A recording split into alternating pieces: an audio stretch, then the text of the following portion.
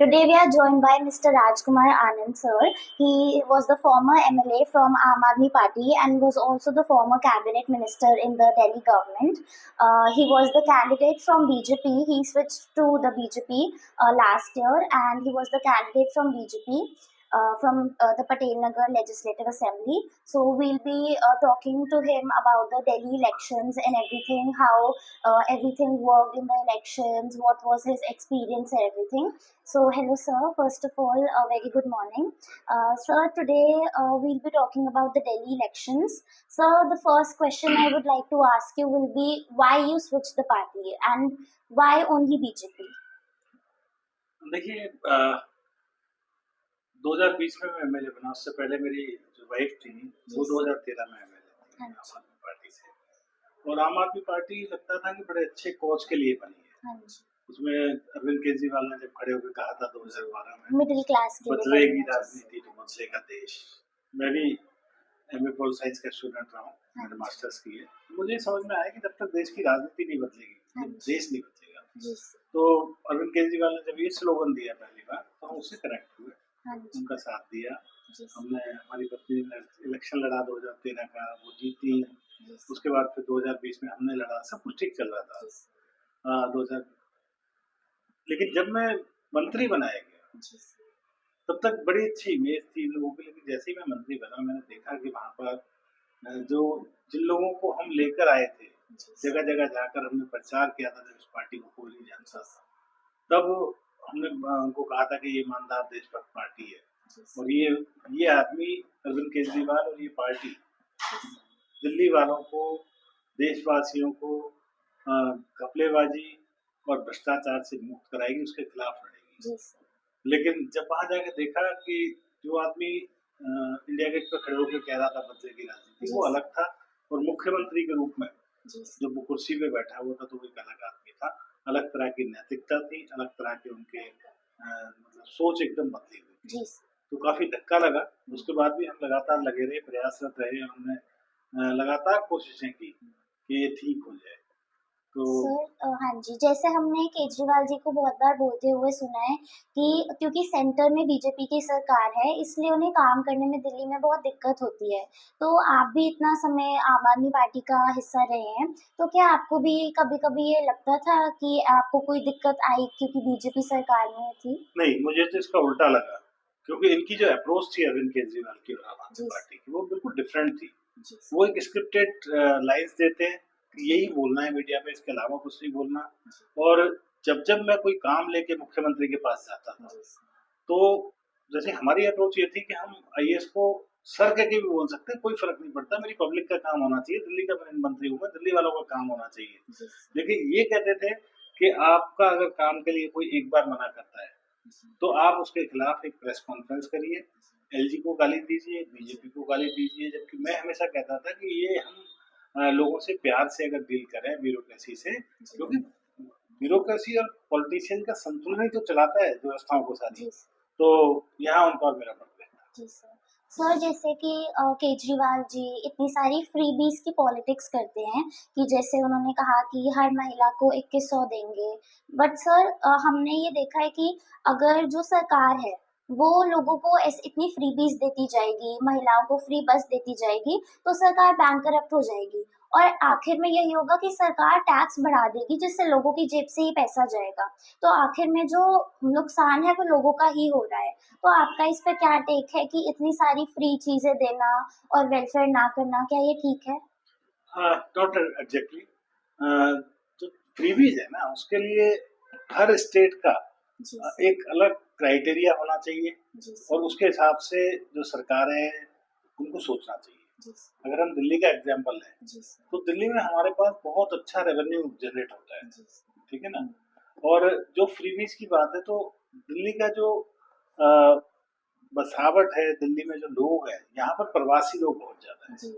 और ऐसा नहीं है कि खाली दिल्ली में, दुनिया की हर राजधानी में आप जाके देखिए, चाहे वो चाइना की राजधानी बीजिंग हो या अमेरिका की न्यूयॉर्क हो या जापान की टोक्यो हो, गांव से दूसरे शहरों से, टू टायर सिटीज से राजधानी में लोग आ जाया करते हैं, क्योंकि यहाँ पर रोजगार होते हैं, यहाँ पर नौकरियां होती हैं, यहाँ पर बिजनेस करने के चांसेस ज्यादा होते हैं, तो लोग आ जाते हैं। कई लोग तो खाली हाथ आते हैं, बहुत सारे लोग खाली हाथ आते हैं दिल्ली में, और एक झुग्गी बनाते हैं और फिर रहते हैं और धीरे धीरे घर बना लेते हैं और सब कुछ उनका सही हो जाता है। तो ऐसा एक सिस्टम है दिल्ली का। अब या तो हम इसको ये कह दें कि दिल्ली में प्रवासी लोग नहीं रहेंगे, या तो हमारी इतनी राजनीतिक इच्छा प्रबल हो, और अगर नहीं है तो फिर हमें इस हिसाब से देखना चाहिए कि यहाँ पर हर तरह का आदमी है, हमें उनकी सहायता करनी होगी ताकि उनका जीवन स्तर ऊंचा हो सके। क्योंकि जो संविधान सभा की मीटिंग थी उसमें संविधान के निर्माता बाबा साहेब डॉक्टर भीमराव अम्बेडकर ने यही कहा था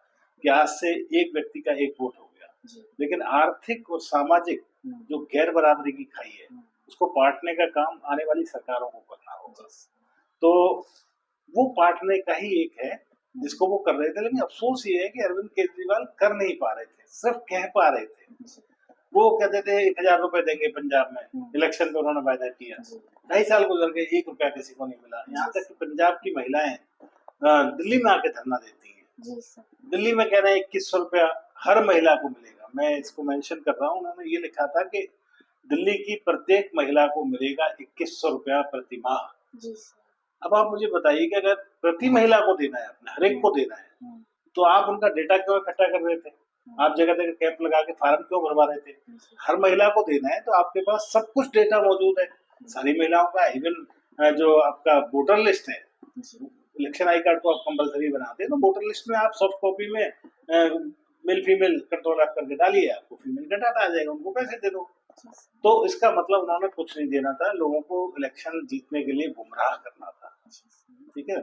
तो और जहां तक बस की आप बात करती हैं, तो बस तो बहुत अच्छी चीज है, मैं भी इसका समर्थन करता हूँ। बस की जो स्कीम है महिलाओं के लिए वो बहुत अच्छी है। हम तो ये पर बात सर इतनी सारी फ्रीबीज देके क्या ये वोट बैंक पॉलिटिक्स नहीं हुई कि लोगों को अपनी तरफ अट्रैक्ट करना, इतनी सारी फ्री की चीजें देकर?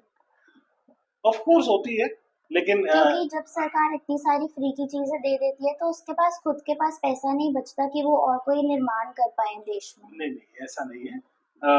कुछ चीजें जो जरूरी है वो जरूर देनी चाहिए, अगर हम दे सकते हैं तो। हमें कर्जा लेकर नहीं देनी चाहिए। राज्य अगर कर्जा लेकर किसी को फ्री बीज दे रहा है तो गलत है, लेकिन अगर कर्जा लेकर नहीं दे रहा, अब जैसे हम भी भारतीय जनता पार्टी महिलाओं को 2500 रुपए दे रही है।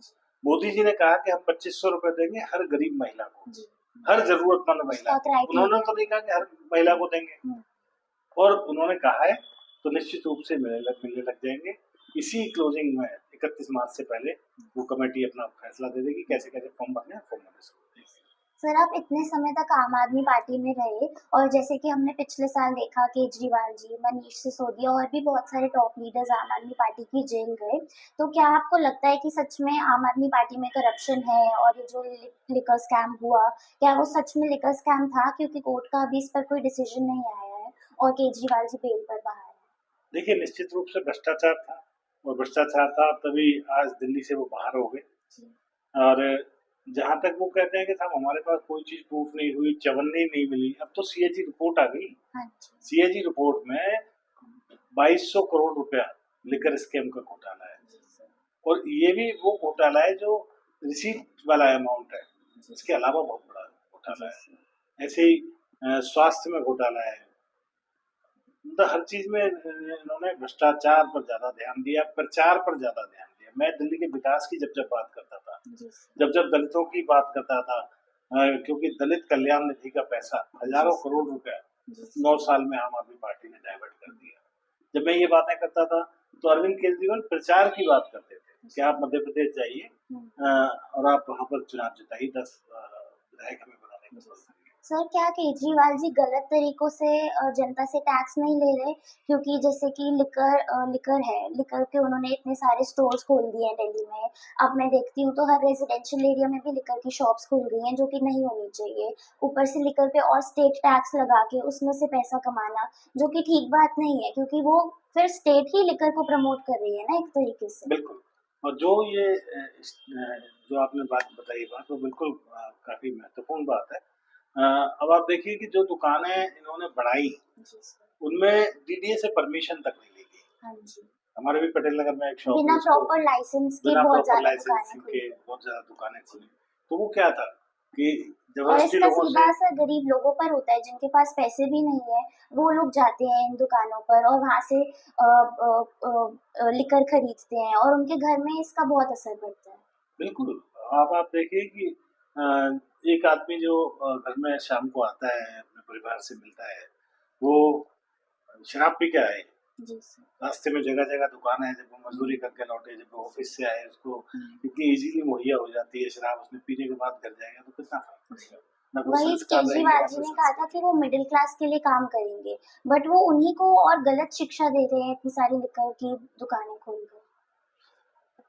अरविंद केजरीवाल जी अपने भ्रष्टाचार और अपने कारनामों में खुद ही फँस गए जी। और मोहल्ला क्लिनिक में भी उन्होंने बहुत घोटाले किए, जी मरीजों का इलाज नहीं हुआ, जी। लेकिन उनके नाम पर बहुत बड़ा पैसा जी। डॉक्टर्स को दिया गया, दवाई कंपनी को दिया गया। जी सर। और सर आखिरी सवाल जो मैं पूछना चाहूँगी कि आप इतने समय तक आम आदमी पार्टी में रहे और अब आप बीजेपी में हैं, तो आप क्या डिफरेंस देखते हैं कि क्या आम आदमी पार्टी 15 साल में नहीं कर पाई, जो अब बीजेपी आने वाले 5 साल में कर सकती है? देखिए, मैं 2 बातों का बहुत ध्यान रखना चाहूँगा अगले 5 साल में। एक तो दिल्ली के इंफ्रास्ट्रक्चर पर काम। जी। पिछले 10 साल में दिल्ली के इंफ्रास्ट्रक्चर पर कोई काम नहीं हुआ। और दूसरा, दलितों की दशा सुधारने के लिए जो उनका कल्याण निधि का पैसा था, उसको डाइवर्ट किया गया, उस पर कोई काम नहीं हुआ। तो ये 2 काम तो हमें खास पहुँच। Thank you so